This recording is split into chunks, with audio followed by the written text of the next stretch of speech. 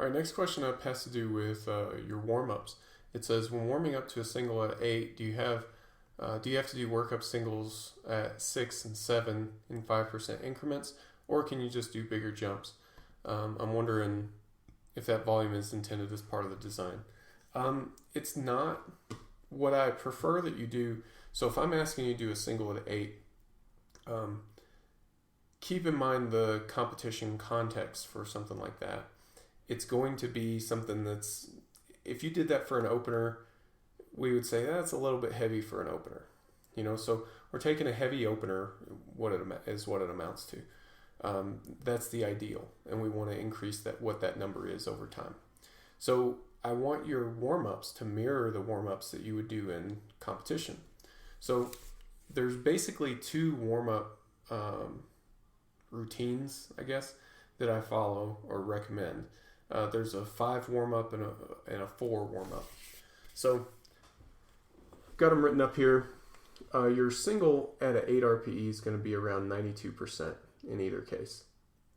So if you're going to do 5 warm-up sets, they're going to be something along these lines: 30%, 45%, 60%, 72, 82, and then onto your opener.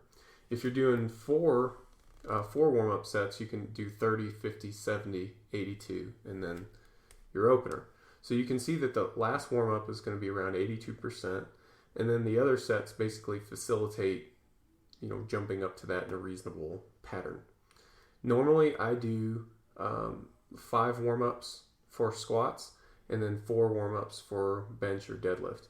I suppose bench is technically 5 as well, because I'll take the bar before I take 30%. Also, these numbers aren't like hardcore numbers. I'll absolutely round them off. If it's if it calls for, let's say, 180 pounds, I'm going to round that off to 185. If it calls for 175 pounds, I'll probably round it off to 185 just for ease of loading. What warm-up are we talking about? I'm more strict in terms of adhering to the percentages with the higher level warm-ups.